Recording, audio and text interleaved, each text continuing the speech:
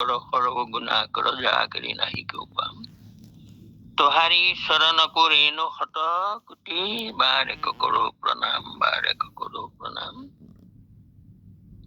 কৃষ্ণ আমাৰ আজন্মৰ সেৱাৰ থলী আজি প্ৰতিভা সন্ধানী মঞ্চত বৃহস্পতিবৰীয়া এই অনুষ্ঠানত এটি অতি মনোমোহা হৃদয়স্পৰ্শী বিষয়বস্তুৰ ওপৰত মন প্ৰাণ বিগলিত হোৱা শব্দ ও মোৰ গুৰুজন ইমান সুন্দৰ এই বিষয়টিৰ উপস্থাপন কৰিলে আমাৰ হাজৰিকা বাপে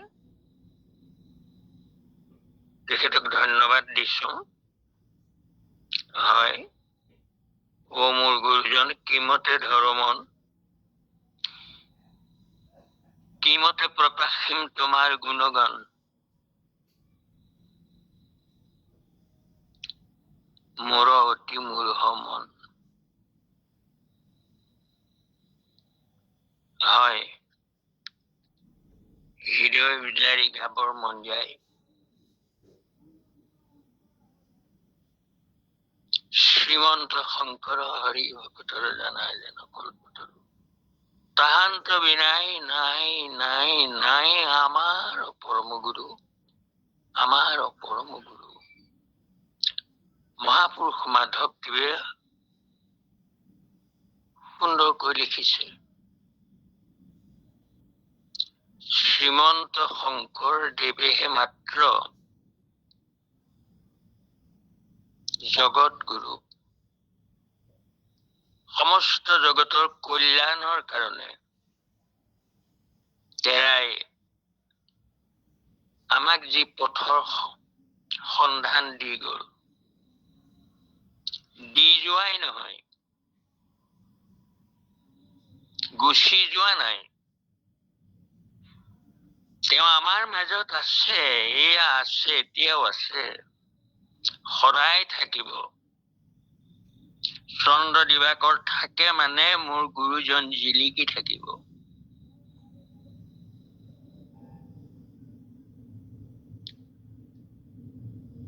কি নিদিলে আমাক কি নিদিলে গুৰুজনে আমি কোনোবাই উলিয়াব পাৰিমনে যে আমাক আমুক বস্তুটোকে গুৰুজনে নিদিলে সকলো দিলে পৰমাৰ্থলৈকে ইহকালৰ অৰ্থৰ পৰা ধৰি ভুকুটি মুকুটি সকলো সম্বল আমালৈ দি থৈ গল অনন্য সঁচাই অনন্য মহাপুৰুষ মাধৱ গুৰুজনে আমাক সঁচাকৈয়ে কৈছে যে শ্ৰীমন্ত শংকৰদেৱে আমাক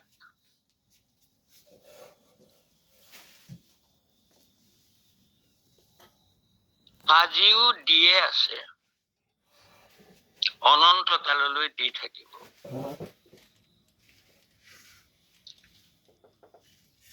শ্ৰীমন্ত শংকৰে প্ৰকাশিলা গোবিন্দৰ গুণ নাম যত জগতৰ লোকে পৰম আনন্দ হৰি ভক্তি ৰাজ মাৰ্গে গুৰু পদ নখচন্দ্ৰ প্ৰকাশিত শ্ৰুতি জননীৰ পদ পন্থ অনুসৰি ফুৰু হুয়া আমি আনন্দিত স্খলন নাহি কদাচিত মহাজন বুলি নিজকে প্ৰখ্যাত কৰা সকলক সতৰ্কবাণী শুনাইছে মহাজন হবে জানিবা নিশ্চয় কৰি হয়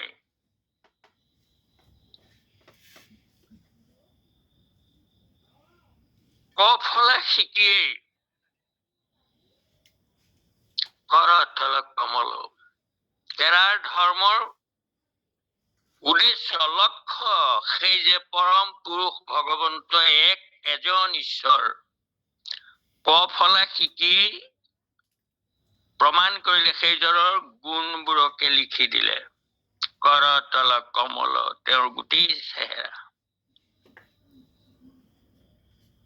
মহেন্দ্ৰ কন্দলিক আকৰ্ষিত কৰিলে প্ৰথমেই যে এই শংকৰ মানুহ নহয়,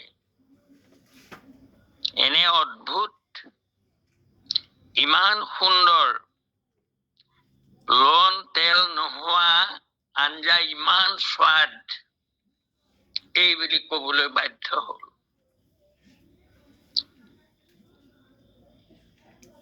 চিহ্নযাত্ৰা ভাওনাৰ অন্তত গুৰুক সেৱা কৰিব আহোঁতে কি কৰা বাপু বুলি সাৱটি ধৰিলা, তোমাকে নমস্কাৰ কৰিবে লাগৈ, তুমি সি ঈশ্বৰ স্বামী জানিলো নিশ্চয়। শংকৰ বদতি ইটো কথা নুহি ভাল, ব্ৰাহ্মণে শুদ্ধক সেৱা কৰে কোনো কাল।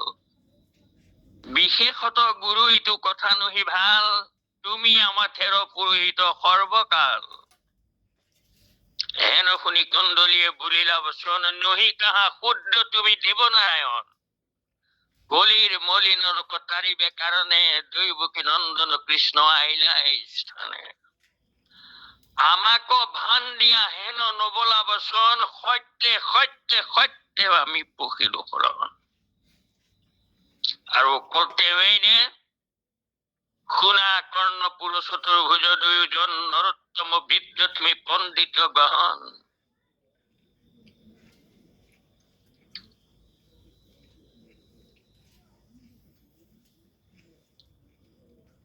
ঊৰ্ধ্ব বাহু হৈ মই কৰো অংগীকাৰ, শংকৰত পৰে জানা গুৰু নাহি আৰ। এইজন মহাপুৰুষ কৃপালু গুৰু। ঘোষণা দিলে কণ্ঠভূষণ,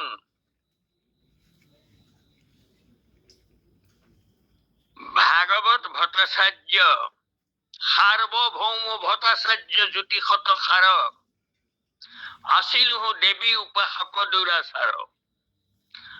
শংকৰৰ লগে বহু বাদক কৰিলো, বাদভংগ দিয়া শাস্ত্ৰ পঢ়িবাক গহিলো। 4 বেদ 14 শাস্ত্ৰ তহিতে পঢ়িলো, শংকৰক গুৰু মানি উভতি আহিলো। শংকৰক শুদ্ধ বুলি পণ্ডিতে নিন্দয়, কেন মতে হৰিঅংশ বুলি নমানয়। স্বৰ্গখণ্ড ৰহস্যত সংজ্ঞাত নোযোৱা, বশিষ্ঠ সংহিতা সুত সংহিতাত চোৱা।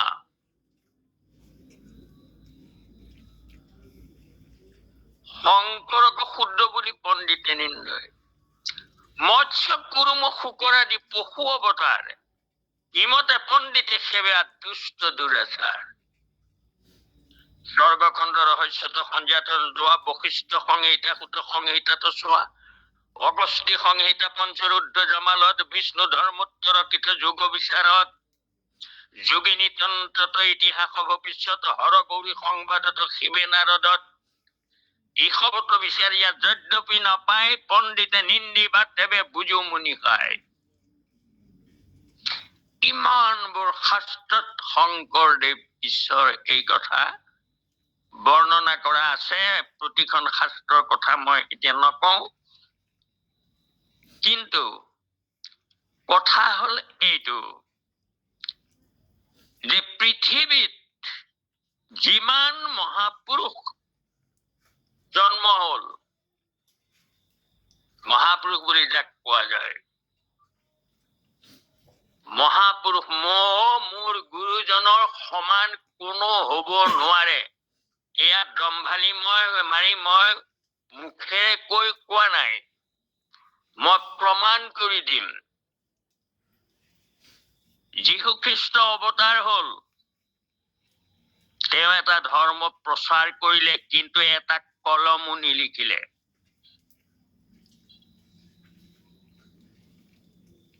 তেওঁ নিজে থাকি যাব নোৱাৰিলে বাক্যৰূপে জগতত চিৰস্থায়ীকৈ, কোনোবাইহে লিখিলে। বুদ্ধদেৱ অৱতাৰ হলে এটাও কলম লিখা নাই। হজৰত এইদৰে চাওক, কোনোবা আছেনে? নাই। মোৰ কৃপালু গুৰুজন, মোৰ গুৰুজন আজিও বৰ্তি আছে। হৰি ভক্তি ৰাজমাৰ্গে গুৰু পদ নখ চন্দ্ৰ প্ৰকাশিত। শ্ৰুতি জননীৰ পদ পন্থ অনুসৰি ফুৰু হৈয়া আমি আনন্দিত, স্খলন নাহিকে কদাচিত। মহাজন সবে জানিবা নিশ্চয় কৰি। আমাৰ গুৰুজনে নিজে কৈ গল মাধৱক শুনিও, মাধৱ মোৰ থাকিবাৰ থান দশম কীৰ্তন মোৰ মূৰ্তিৰ সমান। নিপুণ আমাক গুৰু যিজনে মানুহে দশমতে কীৰ্তনতে দেখিবে নিশ্চয়। আৰু ঘোষা ৰত্নাৱলী শাস্ত্ৰত তুমিও লিখিবা, ঘোষা ৰত্নাৱলী মধ্যে তুমিও থাকিবা। মাৰ্গৰ সন্ধান দিলে হৰি ভক্তি ৰাজমাৰ্গ। ৰাজমাৰ্গৰ সন্ধানেই দিয়া নাই। ৰাজমাৰ্গ মানে কি? ৰাজধানী চুই থকা যিটো ৰাস্তা, যিটো ৰাস্তাইদি গলে ৰাজধানী পায় ভকতে, বৈকুণ্ঠ পায়, সেই ৰাজমাৰ্গেদিহে নিব পাৰে। অন্য মাৰ্গৰ কৰ্ম মাৰ্গ আৰু জ্ঞান মাৰ্গই মাত্ৰ ৰাজসই কৰি যাবে ব্ৰহ্মলোকেশ্বৰে। পুণ্য ক্ষীণ ভৈলে দুনাই সংসাৰত পৰে, ৰাজধানী নাপায়গৈ, ৰজা থকা জেগা নাপায়গৈ। বংশে ব্ৰহ্মলোকত আচৰিত উপযোগ, নাই আত্মা সুখ ইন্দ্ৰিয়ৰ মাত্ৰ ভোগ। গতিকে জ্ঞান আৰু কৰ্ম মাৰ্গই লৌকিক গতি দিব পাৰে, অলৌকিক নহয়।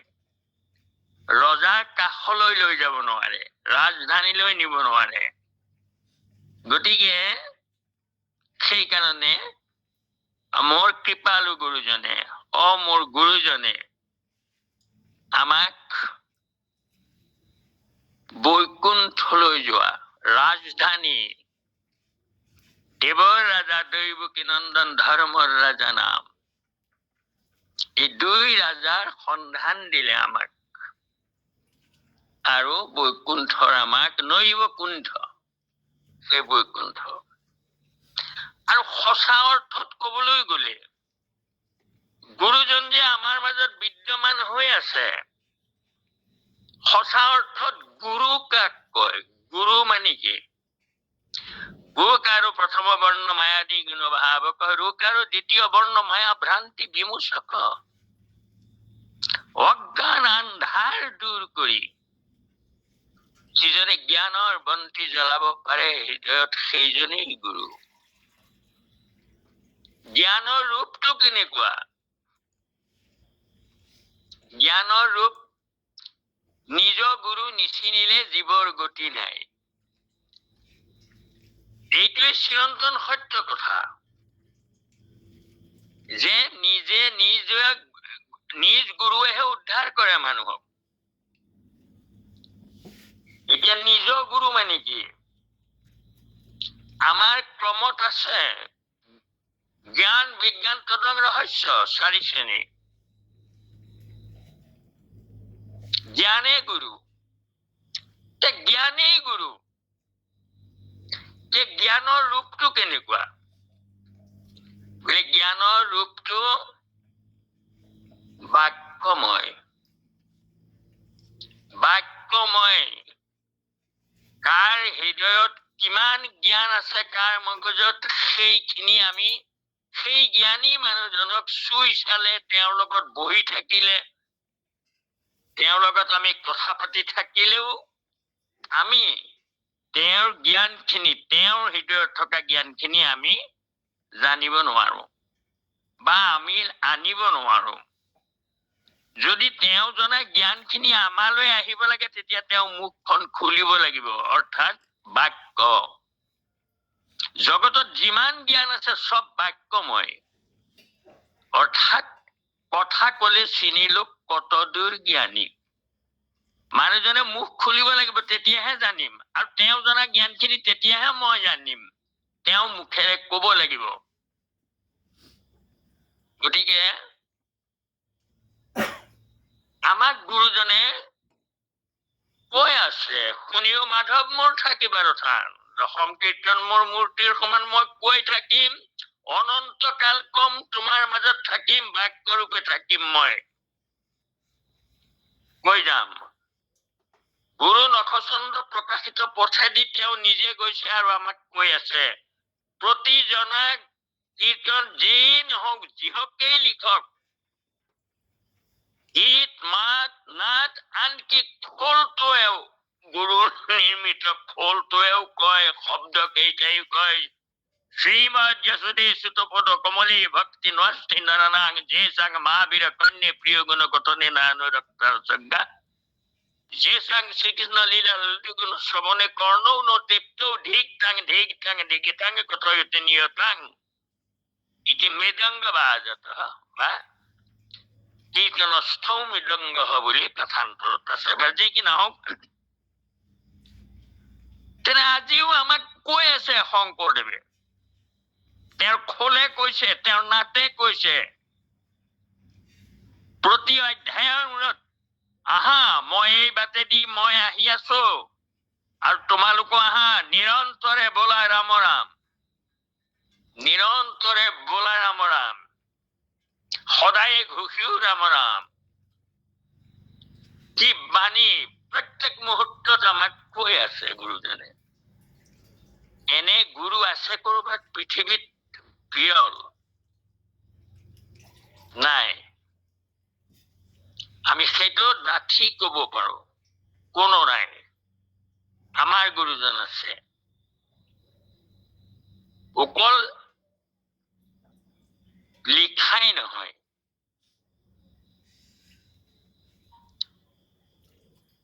কলোৱেই খোলৰ বাদ্যও কয় তাকেই। আহে সামাজিক লোক, ভকতি মানুহে কেনেকৈ কৰিব? বোলে শ্ৰৱণ কৰি কৰিব পাৰিবা, আৰু কি বোলে কীৰ্তন কৰি কৰিব পাৰিবা, আৰু কি কৰিব পাৰিবা বোলে চকুৰেও ৰস পিব পাৰিবা। যেনেকৈয়ে নহওক তেনেকৈয়ে ৰস পান কৰিব লাগে। আমি কৃষ্ণ লীলা ৰস পান কৰিব লাগে। কেনেকৈ পান কৰো? একে ঠাইতে বহি তিনিওটা ইন্দ্ৰিয়ই ৰস পান কৰাৰ ব্যৱস্থা পৃথিৱীত কোনোৱেও কাকো দিয়া নাই। মোৰ গুৰুজনে দি থৈ গৈছে। আহে সামাজিক লোক, হামু জাহেৰি কথা কৈছি, উই বৈকুণ্ঠক প্ৰতি ভগৱন্ত উই সভা মধ্যে প্ৰৱেশ কয় কহো যো লীলা কৰব, তা দেখ চকুৰে চোৱা, শুন কাণেৰে শুনা, আৰু মুখেৰে নাম বোলা। ইমান সুন্দৰ, একে বহাতে এটাই কেইটা ইন্দ্ৰিয় সন্তুষ্ট হব পাৰে সেই ভকতিৰ সন্ধানত। এনেকুৱা নাহিকেও পাম। মহাপুৰুষ মাধৱদেৱে কোৱাটো কথা ধ্ৰুৱ সত্য। কত আছে আৰু কাৰ লগত তুলনা কৰিবা?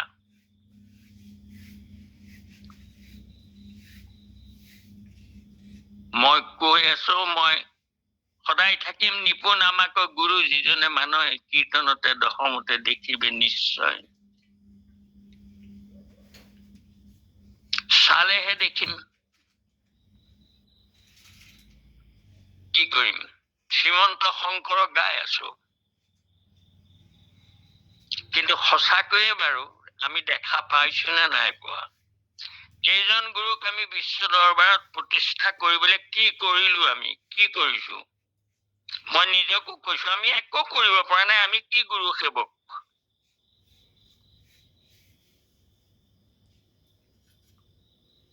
আমি কৰিব লাগে, লাগিছিলে, যিটো কৰিব লাগিছিলে সেইখিনি আমি কৰিব পৰা নাই। নিজেই বুজি নাপাওঁ, আনক কি বুজাম? নিজে পৰিশুদ্ধ ৰূপত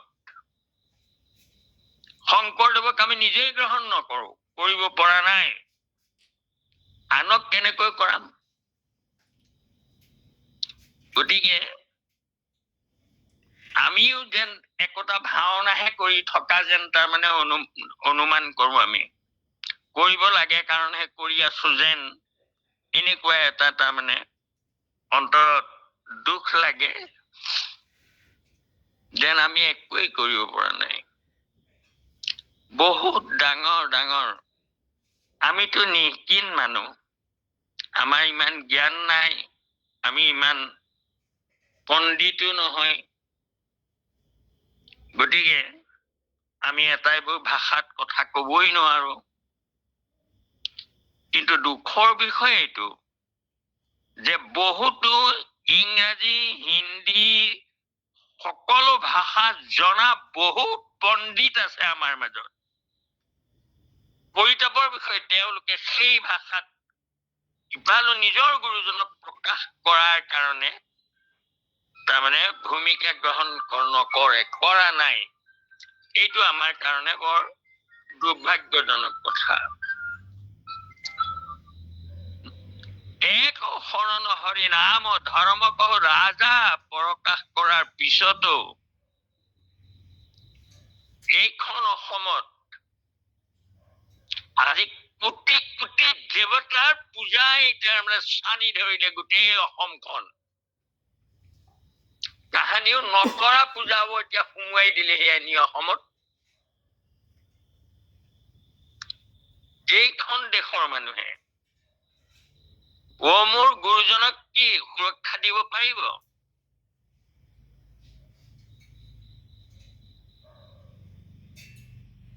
সময় আহিছে, কি কৰিব? কৰিব নোৱাৰো আমি। মাত্ৰ কথাৰ মহলা মাৰিয়েই থাকিব পাৰিম আৰু তাৰ বাহিৰে মই আশা দেখা নাই। কোনে কি কৰে কৰি থক, আমি কব নালাগে। সেইটো গুৰু সেৱক নহয়। সেইবোৰ মোৰ গুৰুজনৰ ধৰ্মৰ ওপৰত কোনোবাই কুঠাৰাঘাত কৰি থাকিব আৰু মই চকু মুদি জানিও মই বহি থাকিম, কোনে কি কৰে কৰি থক। এনে এজন গুৰু সেৱক কেনেকে হল? গুৰুৰ কাৰণে প্ৰাণ দিব পাৰিব লাগিব, প্ৰতিবাদ কৰিব লাগিব।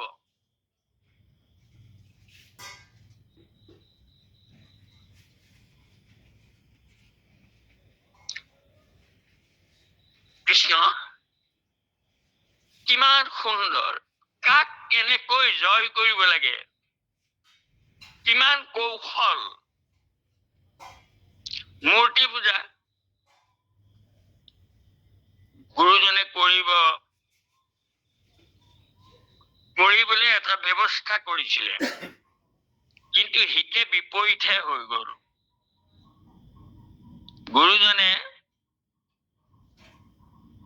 ব্ৰাহ্মণ সকলে ইমান নিন্দা কৰে, কিন্তু তেওঁলোক কাহানিও নাহে গুৰুজনৰ ওচৰত দুআষাৰ কথা পাতিবলৈ, মাত্ৰ উপদ্ৰৱ কৰে। চিন্তা কৰিলে এওঁলোকক যিকোনো প্ৰকাৰে মই ইয়ালৈ সভাখনলৈ আনিব পাৰিলেই হল, এই বুলি ভাবি মূৰ্তি এটা পতা, কৰলা বাহৰে হতুৱাই শুকান বেল কাঠত মূৰ্তি এটা পাতিলে মদন গোপাল নাম দি, আৰু কলে যে ব্ৰাহ্মণ সকলক আমাৰ ইয়াত তেওঁলোকে পূজা মানে নহয়, কীৰ্তনহে নামানে, গতিকে ব্ৰাহ্মণ সকলক নিমন্ত্ৰণ কৰিবলৈ মানুহ পঠিয়াই দিলে। তাৰ বামুণৰ গাঁৱত গৈ পেলাই মাতিলে, গৈ তাৰ সকলোৱে কলে শূদ্ৰই তাৰমানে পূজা কৰিব, মূৰ্তি প্ৰতিষ্ঠা কৰিব, আমি কেলে যাম? এতিয়া ঘূৰি আহি কলেহি যে ব্ৰাহ্মণবোৰে এনেকেহে কলে, নাহে। ওলটাই কলে কি বুলি কৈছিলা? বোলে এনেকে মূৰ্তি পূজা কৰিম বুলি। ভুল কৰিলে তোমালোকে যোৱা। আকৌ কৈ দিয়াগৈ যে তোমালোকক মূৰ্তি পূজা কৰিবলৈ মতা নাই নহয়, মূৰ্তি পূজাৰ অন্তত উপাধি অনুসাৰে সন্ধান দিব। এই বুলি কোৱাত সকলো আহিলে, সকলো আহি গোট খালে, আৰু গোট খোৱাৰ পিছত এতিয়া গুৰুজনে লাহেকৈ প্ৰশ্ন কৰিলে পণ্ডিত সকলো আহিছে আৰু লগত তাৰমানে যিসকল আৰু হেৰি সেইসকলো আহিছে। গুৰুজনে সুধিলে বাপুসকল আহিলে কুশলে? সকলো বোলে হয় আহিলো।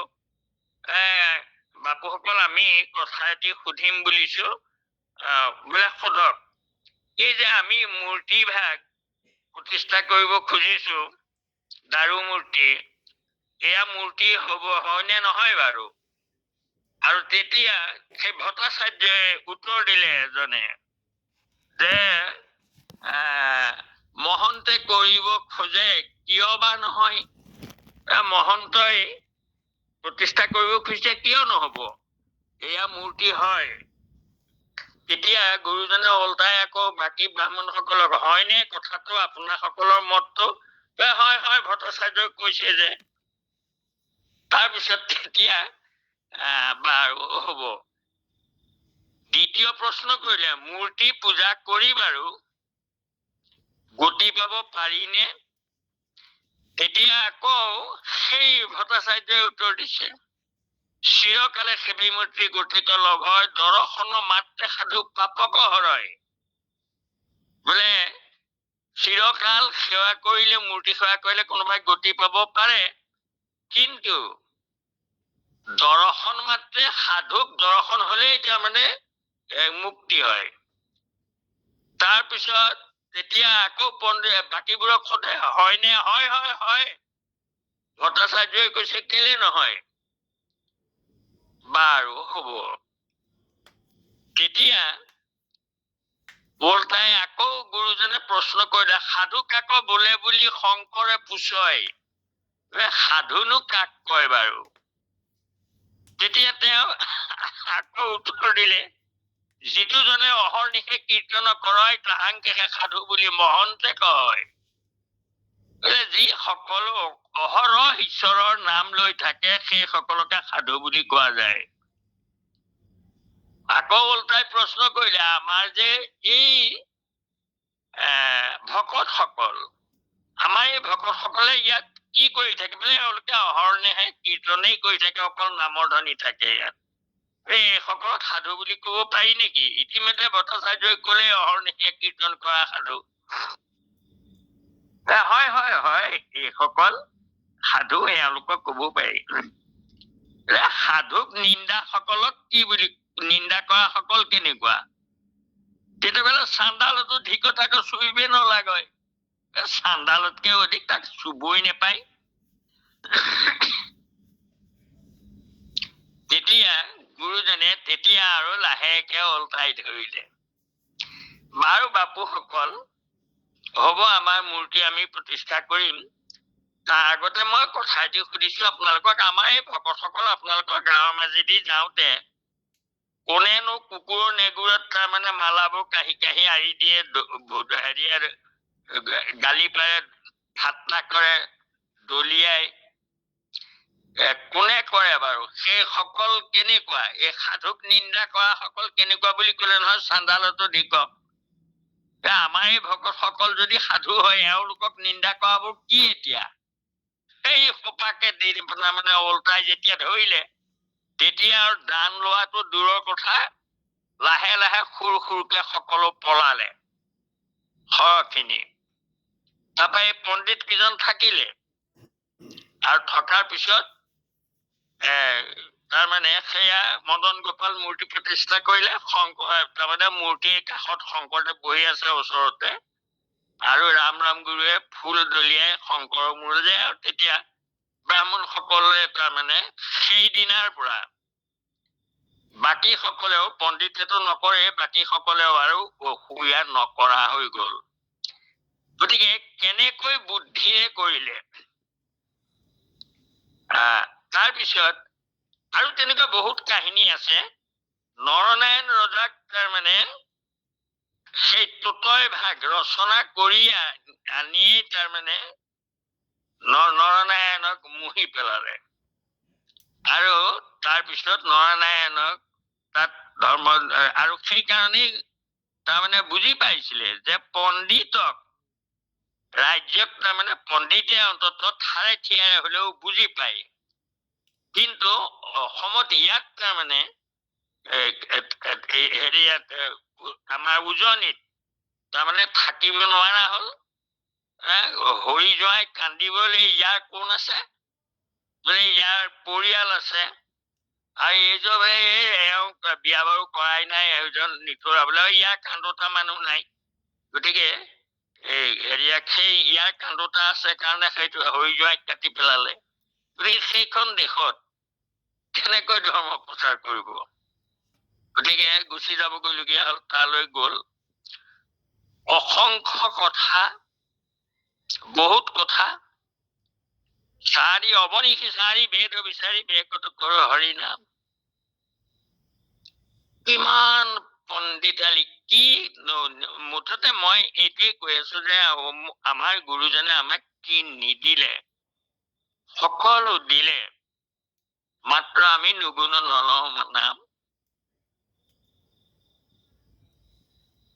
কৃষ্ণ বাপসকল আমাৰ আপোনাসৱে অংশগ্ৰহণ কৰি হেৰি কৰক। মই হাজৰিকা বাপে সুন্দৰকৈ হাতটো ধৰি দিলে, ভাল লাগিলে। মোৰ গুৰুজন পৃথিৱীত আৰু নাই, দ্বিতীয় নাই, অনন্য অনন্য, আমাৰ গুৰু অনন্য। এয়া আমি তাৰমানে কোনো কথাতে কোনেও মাত মাতিব নোৱাৰে। শংকৰদেৱ যে একমাত্ৰ অদ্বিতীয় গুৰু এই হেৰিয়াৰ ভিতৰত, আৰু আজিও তেওঁ সেই গুৰু ৰূপে মানে প্ৰখ্যাত হৈ আছে। অৰ্থাৎ আজিও আমাক কৈ আছে, গীতেৰে কৈছে, নাটেৰে কৈছে, কীৰ্তনেৰে কৈছে, আপোনাৰ কি কোৱা নাই, অহৰহ কৈ আছে। নিজে আমাৰ বৰ্তমান আমাৰ প্ৰত্যেকৰ হৃদয়ে হৃদয়ে আছে। আমি এখোজো দিব নোৱাৰো গুৰুজনক অবিহনে। গতিকে আমি ধন্য, কিন্তু আমি যে গুৰুজনক সঠিক ৰূপত প্ৰতিষ্ঠা কৰাব পৰা নাই, সেইটো কাৰণে আমাৰ নিজকে জগৰীয়া যেন বুলি ভাবো। আকৌ ইফালৰ পৰাও ভাবো কোটি কোটি জনমৰ যাৰ মহাপুণ্য আছে, শিশি পাতে কাণ কৃষ্ণৰ কথাটো।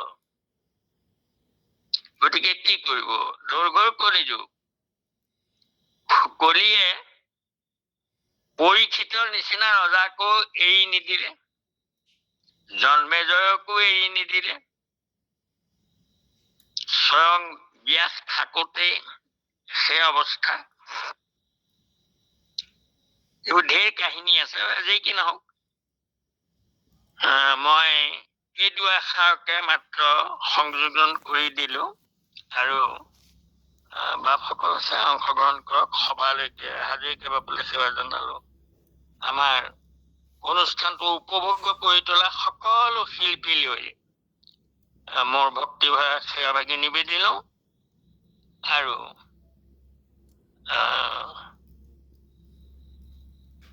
যদি কোনোবা খিনি বহা টুটা হৈছে, আপোনাক মূলখন কৰিব।